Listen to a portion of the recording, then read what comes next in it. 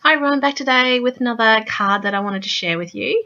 I love this new Festival of Trees stamp set in the new holiday catalogue, and I wanted to case the catalogue with the little example that they've got there. It's on page 24. I really love the little card. It's nice and simple, and I just wanted to have a go at creating it. So it's a little bit different to the catalogue, but I'll share that as I go along. So I decided to make 4 cards out of this one actually. So I wanted to make one exactly the same as the catalogue and then just change it up a little bit. So I used my 2 favourite greens here. I used Old Olive and then I used Pear Pizzazz, and I used 2 of the different trees. So the one that's in the example and then my other favourite one out of the set. So these are my 2 favourites. And then I decided to do one of each in Smoky Slate.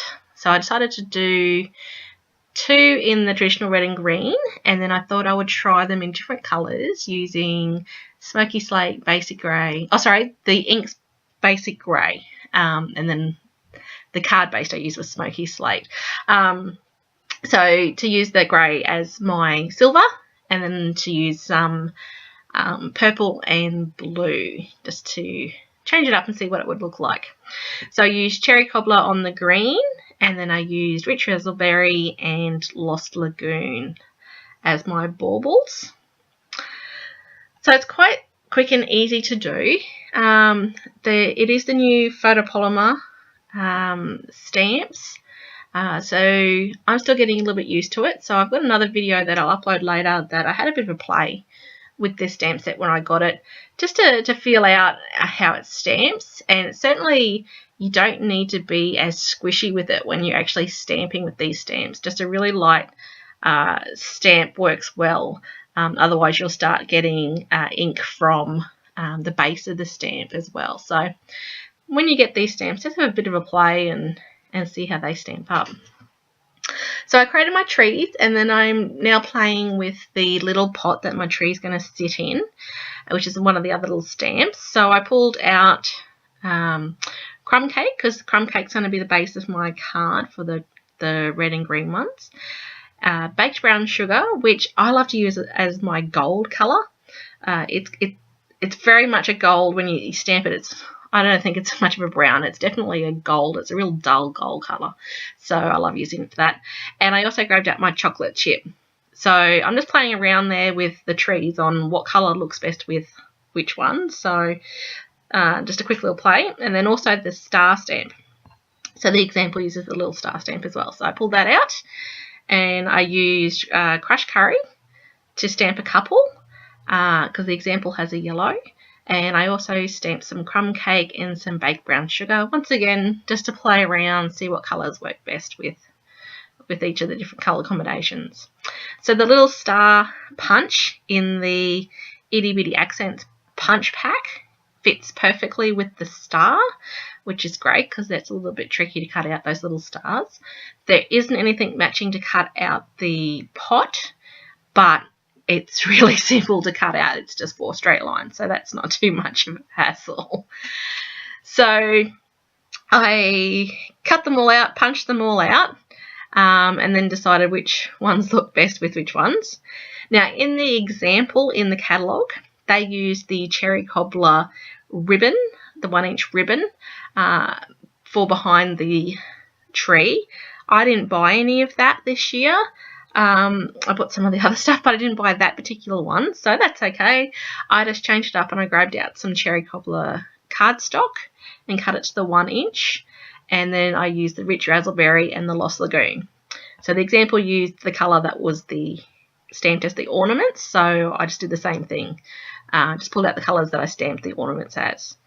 So then I used my hexagon punch just to punch those banners out, and I didn't measure the width of that. I knew that the Cherry Cobbler ribbon was 1 inch, so I cut it that way 1 inch, but the other way I just guessed what width it should be, and they look perfect. So I cut all those out, and so now I'm just working out which colours, pots, and which colour stars look best on there. I'm really sorry I didn't clean my my Stampin' Up! Grid paper there that I used. I honestly never noticed that I hadn't got a clean sheet before I started recording. I think it's best that you don't just rip one off just for the sake of it. I mean, there's only a few little things on there. I use mine as much as I can get out of it. You get the value out of it, and they're so cheap when you get so many sheets in the pack of them. But normally I do put a clean one there when I'm videotaping, because I know it can be a bit distracting, but I honestly didn't even notice. So anyway, so I grabbed out one of my Soaky Slate cardstock bases and just put the stamps on there sort of roughly where I was going to stick them, so that I knew where to stamp my sentiment. So it's a really cute A Merry Little Wish is the sentiment, and then there's another one that you can put inside the card that says for lots of joy at Christmas. So that's really cute. So I stamped Basic Grey on the Smoky Slate for those ones, and then on the 2 crumb cake ones I stamped one in the chocolate chip for the chocolate chip one that has the chocolate chip pot, and then the other one's going to have a crumb cake pot, and I didn't want to put the crumb cake on the crumb cake, so I went with the cherry cobbler, and it turned out really well, so I'm really happy with that. Okay, so now I just need to assemble it, but the one last little thing is the bow. So it uses my absolute favourite linen thread. If you've watched my other videos, you know I love this linen thread, so I had plenty of that running around. And I never thought of using it on a bow like this before. I've wrapped it around, and I have tied bows, but I've wrapped it around first and then tied the bow. So this is just a little bow with really long tails in the catalogue, and I thought that's really cool. So I did that, and I thought I'd trim those tails just a little bit, because I'm not a big fan of the big long tails hanging around, but I left it there just to give it a go. And I have to say I'm a fan, so I think I'll be trying that one more often. So what am I doing here? Oh yeah, I just stuck everything down. I foam dotted up the trees and the pots, and I'll foam dot up the stars. I have no idea what was popped up in the example. I just decided that I wanted to pop them up. So you could have it all flat if you wanted to. There's nothing to say that you can't for this card. So, and then instead of using that ribbon as my banner at the back, and I used the cardstock, I could have embossed that banner with any of the embossing folders to make it give it a bit of texture but look great. You could change up the stamping on these trees and have that so that it's heat embossed. You could put dazzling diamonds on there. You do so many things to jazz this card up. You could layer the card up instead of it being a flat base card. So many great ideas for this card. I'm looking forward to creating more of them. But the little bow was a little bit of a hassle, and I actually like making bows. I know a lot of people hate it, but it really finishes off this card, so I think it was worth the while. So to stick that little tiny bow down, because the linen thread's quite thin, I got out a glue dot. So I got the glue dot and I rolled it and then cut it in half. So it's just a really tiny little piece of sticky stuff, but it worked and it's stuck on there. It's not coming off, so that's a little tip. I'm sure you could use some of the crystal effects or something else, I'm not sure, but the little glue dot worked for me. So just roll it and cut it in half. Let me know if that works for you guys. Anyway, so I had hassles with the second bow. It took me forever to do that second one. I don't know what I was thinking. I pulled it all apart, grabbed the other end, and then it seemed to work. That's funny things that happen.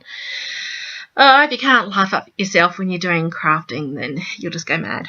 So this took me the longest bit, was the little bows. But you can see in the example there in the top right there that it really finishes off the card, and I really loved it.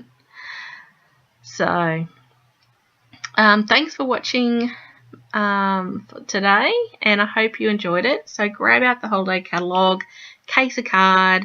It'll get your creative juices going and will want to make you create lots more. So you can get all the details at my blog, scrapronnie.com, And as I said, I played with this set as well. I'll be uploading that video shortly.